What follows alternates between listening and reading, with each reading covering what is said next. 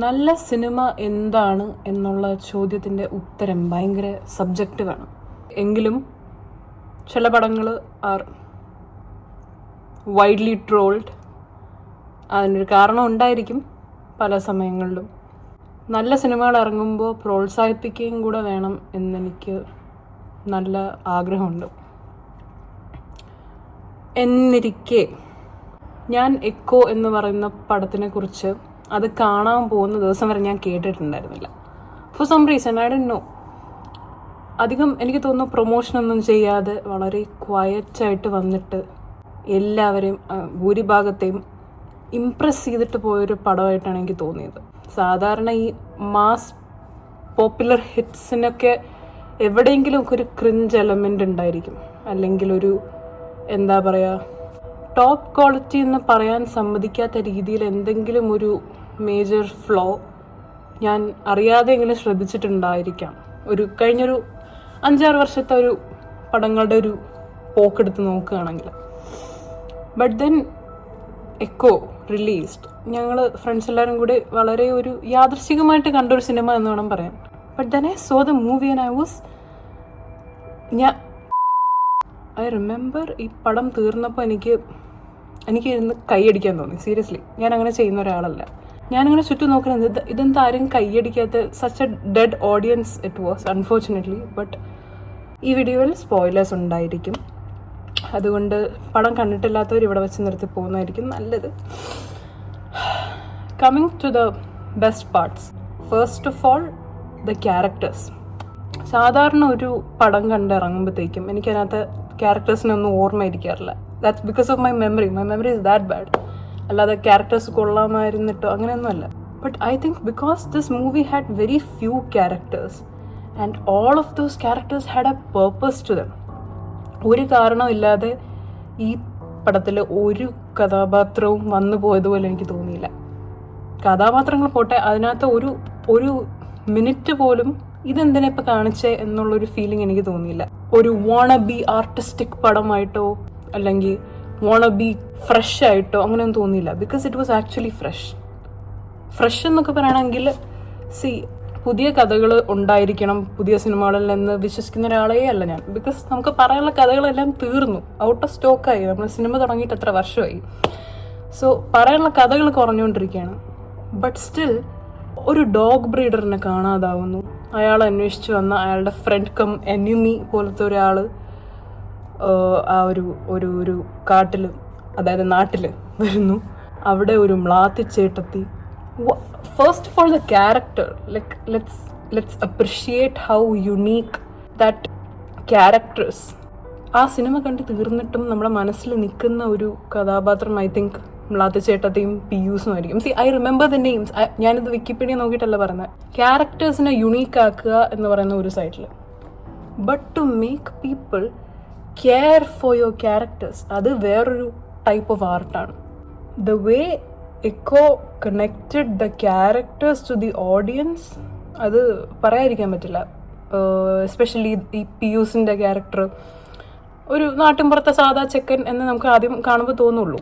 അല്ലാതെ ഒരു super star dress മാറ്റി അവിടെ കാട്ടിൽ വന്നെന്ന് അഭിനയിക്കുന്നതായിട്ട് നമുക്ക് തോന്നില്ല. മ്ലാത്തിച്ചേട്ടത്തെയും പിയൂസും തമ്മിലുള്ള ആ ഒരു ഇക്വേഷൻ, അതൊക്കെ വളരെ കൺവിൻസിങ് ആയിട്ട് വന്നുകൊണ്ടാണ് ബാക്കിയുള്ള സ്റ്റോറി അവിടെ വർക്കായത്. തുടക്കം മുതലേ നമുക്കിപ്പോൾ തോന്നുകയാണ് ഇവൻ എന്തോ ഒരു സ്പെല്ലിംഗ് മിസ്റ്റേക്ക് ഉണ്ടെന്ന് തോന്നിയായിരുന്നെങ്കിൽ നമുക്ക് കഥ വർക്കാവില്ല. ഒരു നല്ലവനല്ല എന്ന് മനസ്സിലാക്കുന്ന സമയങ്ങൾ സാധാരണ സിനിമകൾ വളരെ ക്രിഞ്ചാക്കി കാണിക്കാറുള്ളത്. ബട്ട് ഇവിടെ ക്രെഡിറ്റ് പോകുന്നത് I think script writers and also Sandeep for acting so naturally.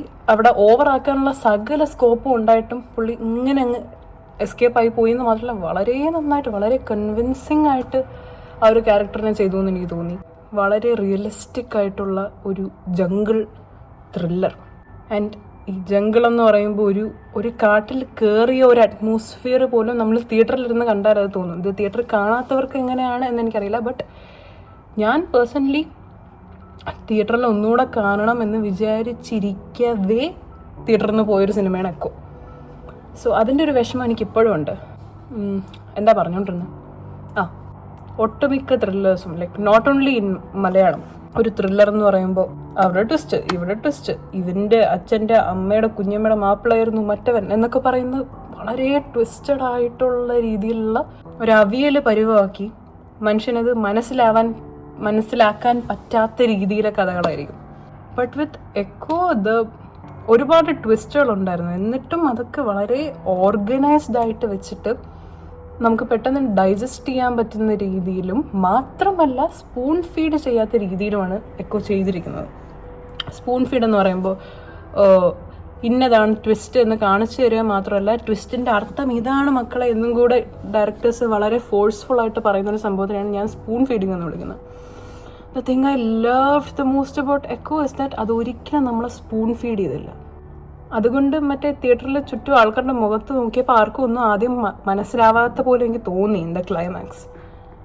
But then the parallel was so it made A perfect circle that ഈ മ്ലാത്ത ചേട്ടത്തി അവരുടെ ഹസ്ബൻഡിൻ്റെ വേണമെങ്കിൽ ഫോഴ്സ്ഫുള്ളി എന്ന് പറയാം.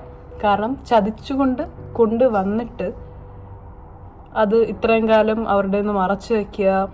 അപ്പോൾ ഇങ്ങനത്തെ ഒരു റിവെഞ്ച് അവരെടുത്തില്ലെങ്കിലേ അത്ഭുതമുള്ളൂ എന്ന് നമുക്ക് തോന്നിപ്പോവും. പിന്നെ ആ കത്തി എടുക്കാൻ പോകുമ്പോഴത്തേക്ക് ആ പട്ടികൾ ചുറ്റും നിൽക്കുന്ന സീൻ, അതൊക്കെ വാസ് ഗ്രേറ്റ്. സാധാരണ ഈ പട്ടികളെയൊക്കെ അല്ലെങ്കിൽ ആനിമൽസ് ഇൻ ജനറൽ ഒന്നുകിൽ അവർ ഹ്യൂമർ കഥാപാത്രങ്ങളായിരിക്കും, അല്ലെങ്കിൽ മനുഷ്യൻ്റെ കൂടെ നടക്കുന്ന വാലാട്ടി, ലോയൽറ്റി, അമ്മാതിരിയുള്ള സംഭവത്തിലായിരിക്കും നടക്കുന്നത്. ഇവിടെ ലോയൽറ്റിയുടെ ഒരു ഭീകര വേർഷൻ ആണ് എക്കോ കാണിച്ചിരിക്കുന്നത്.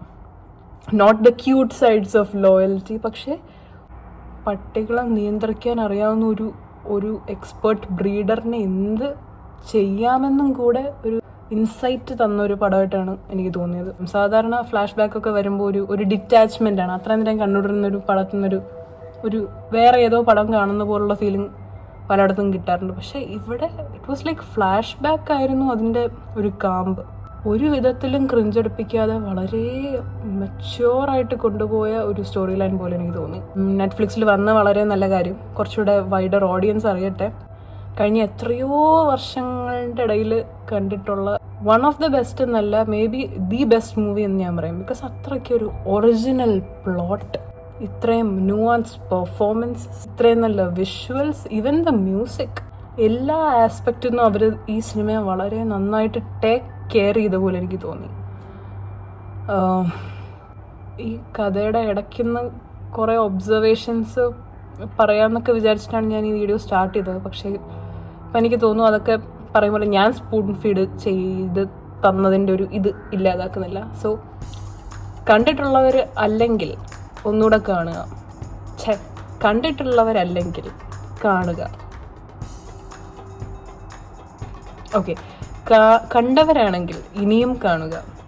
ബിക്കോസ് ഈ പടം തീർന്നു കഴിഞ്ഞിട്ട് നമുക്ക് ഒന്നേന്ന് കണ്ടാലേ പല കാര്യങ്ങളും ക്ലിക്കാവുള്ളൂ.